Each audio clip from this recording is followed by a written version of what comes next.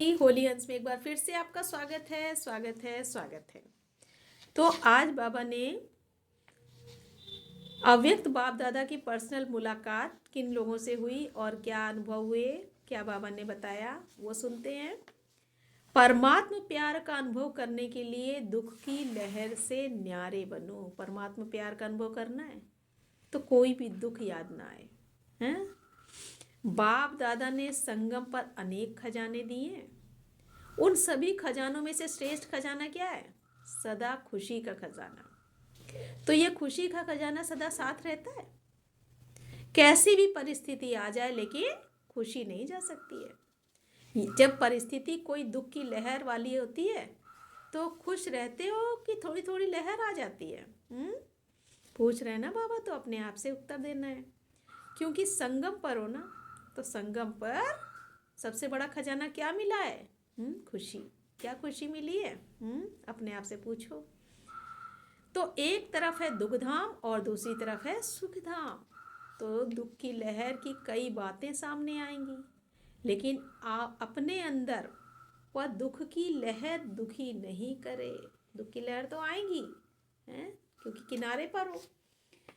जैसे गर्मी के मौसम, गर्मी तो होगी ना, लेकिन स्वयं को बचाना वो अपने ऊपर है। तो हम दुख की दुनिया में बैठे हैं तो दुख तो आएंगे ही, दुख से तो हम दूर नहीं हो सकते, लेकिन दुख में दुखी ना हो ये हमारे ऊपर है। तो दुख की बातें सुनने में आएंगी लेकिन दिल में प्रभाव नहीं पड़े। इसलिए कहा जाता है न्यारा और प्रभु का प्यारा। तो दुख की लहर से न्यारा, तब प्रभु का प्यारा बनेगा। जितना न्यारा उतना प्यारा। अपने आप को देखो कि कितने न्यारे बने। जितना न्यारा बनते जाते हो उतना ही सहज परमात्मा प्यार का अनुभव करते हो। तो हर रोज चेक करो कि कितने न्यारे रहे, कितने प्यारे रहे। क्योंकि ये प्यार परमात्मा प्यार है जो और कोई भी युग में प्राप्त हो नहीं सकता। जितना प्राप्त करना है उतना अभी करना है, अभी नहीं तो कभी नहीं, कभी नहीं हो सकता। और कितना थोड़ा सा समय ये परमात्मा प्यार की प्राप्ति है। 100 वर्ष के में भी हम कितने समय में बाबा से मिले, कितने समय बाद आए, और अभी भी हमारा कितना पुरुषार्थ चल रहा है, कितना बाबा के समय देते हैं हम। तो थोड़े समय में बहुत अनुभव करना है। तो कर क्या रहे हो? दुनिया वाले खुशी के लिए कितना समय, कैसा कितना पैसा खर्च करते हैं, संपत्ति खर्च करते हैं, और उसका सहज अविनाशी, और आपको सहज अविनाशी खुशी का खजाना मिल गया। कुछ खर्चा किया क्या? खुशी के आगे खर्चा करने की वस्तु है ही क्या चीज, क्या जो देंगे? तो यही खुशी के गीत गाते रहो कि पाना था जो पा लिया। पा लिया है ना। तो जब कोई चीज मिल जाती है तो खुशी में नाचते रहते हैं ना। दूसरों को भी ये खुशी बांटते जाओ। जितना बांटते जाते हो उतना खुशी बढ़ती जाती है, क्योंकि बांटना माना बढ़ाना। तो जो भी संबंध में आए वह अनुभव करे कि इनको कोई श्रेष्ठ प्राप्ति हुई है, जिसकी खुशी है। क्योंकि दुनिया में तो हर समय का दुख है और आपके पास हर समय खुशी है। तो दुखी को खुशी देना यह सबसे बड़े से बड़ा पुण्य है। तो सभी निर्विघ्न बन आगे बढ़ रहे हैं या छोटे छोटे विघ्न रोकते हैं? विघ्नों का काम है आना और आपका काम है विजयी प्राप्त करना। जब विघ्न अपना कार्य अच्छी तरह से कर रहे हैं तो आप मास्टर सर्वशक्तिवान अपने विजय कार्य में सदा सफल रहो। आप क्यों पीछे हो? सदा याद रखो कि हम कौन है? हम विघ्न विनाशक आत्माएं हैं। विघ्न विनाशक का जो यादगार है उसका प्रैक्टिकल में अनुभव कर रहे हो ना? है बाबा ने पूछा है तो अपने आप को जवाब दो। अच्छा, दूसरी बात बाबा ने बोली, अचल स्थिति बनाने के लिए मास्टर सर्वशक्तिवान का टाइटल स्मृति में रखो कि मैं कौन। स्वयं को सदा सर्व खजानों से भरपूर अर्थात संपन्न आत्मा अनुभव करते हैं। क्योंकि जो संपन्न होता है तो संपन्नता की निशानी की वो अचल होगा, हलचल में नहीं आएगा। जितना खाली होता है उतना हलचल में होती है। तो किसी भी प्रकार की हलचल, चाहे संकल्प की, चाहे वाणी द्वारा, चाहे संबंध संपर्क द्वारा, किसी भी प्रकार की हलचल अगर होती है तो सिद्ध है, क्या सिद्ध है कि खजाने में संपन्न नहीं है। यही सिद्ध होता है ना, स्वयं में भी और स्वप्न में भी, संकल्प में भी और स्वप्न में भी। क्योंकि जितना जितना मास्टर सर्वशक्तिवान स्वरूप की स्मृति इमर्ज होगी उतना ये हलचल मर्ज होती जाएगी। तो मास्टर सर्वशक्तिवान की स्मृति प्रत्यक्ष रूप में इमर्ज हो। जैसे शरीर का ऑक्यूपेशन इमर्ज रहता है, मर्ज नहीं होता है, ऐसे ये ब्राह्मण जीवन का ऑक्यूपेशन इमर्ज रूप में हो। तो ये चेक करो, इमर्ज रहता है या मर्ज रहता है? इमर्ज रहता है तो उसकी निशानी क्या है? उसकी निशानी हर कर्म में नशा होगा और दूसरों को भी अनुभव होगा कि ये शक्तिशाली आत्मा है। तो कहा जाता है हलचल से परे अव्वल अचल। अचल घर आपका ही तो यादगार है।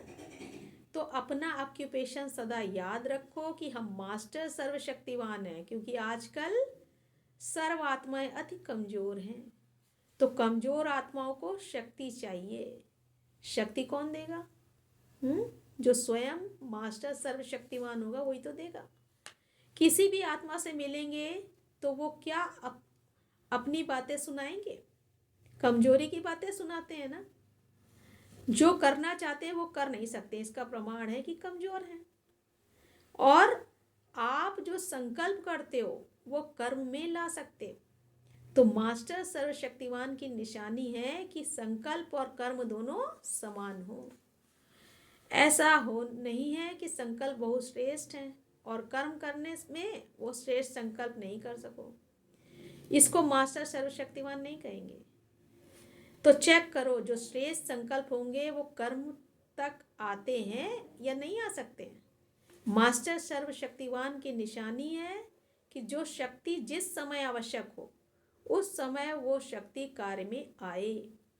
तो ऐसे हैं या आह्वान करते हो, थोड़ी देर में आती है, थोड़ी देर से आती है, ऐसा तो नहीं है। जब कोई बात पूरी हो जाती है पीछे स्मृति आए कि ऐसा नहीं, ऐसा करते, तो इसको कहा जाता है समय पर काम में नहीं आई। जैसे स्थूल कर्मेंद्रियां ऑर्डर पर चल सकती है ना, हाथ को जब चाहो जहां चाहो वहां चला सकते हो। ऐसे में सूक्ष्म शक्तियां इतनी कंट्रोल में हो कि जिस समय जिस शक्ति का जहां काम में लगा, जहां चाहो वहां काम में लगा सको। तो ऐसी कंट्रोलिंग पावर है। ऐसे तो नहीं सोचते हो कि चाहते तो नहीं थे लेकिन हो गया। तो सदा अपनी कर्मेंद्रियां कंट्रोलिंग पावर को चेक करते हुए सर्वशक्तिशाली बनते चलो।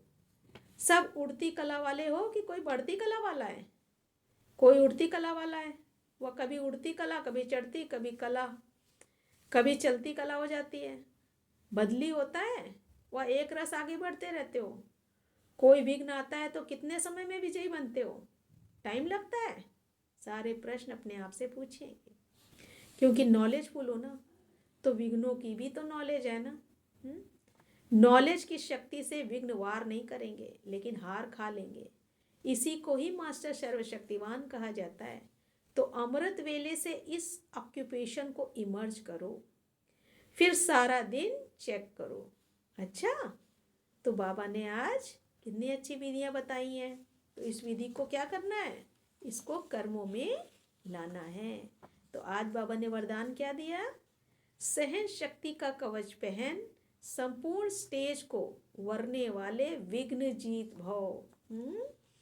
सहन शक्ति का कवच पहन, संपूर्ण स्टेज को वरने वाले विघ्न जीत भव।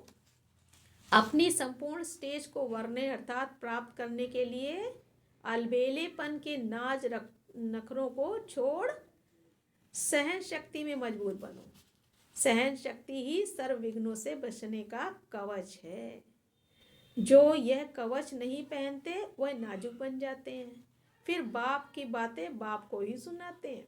कभी बहुत उमंग उत्साह में रहते हैं, कभी दिल शिकस्त हो जाते हैं।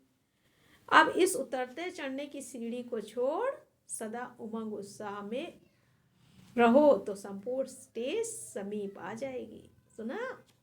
स्लोगन है याद और सेवा की शक्ति से अनेक आत्माओं पर रहम करना ही रहम दिल बनना है।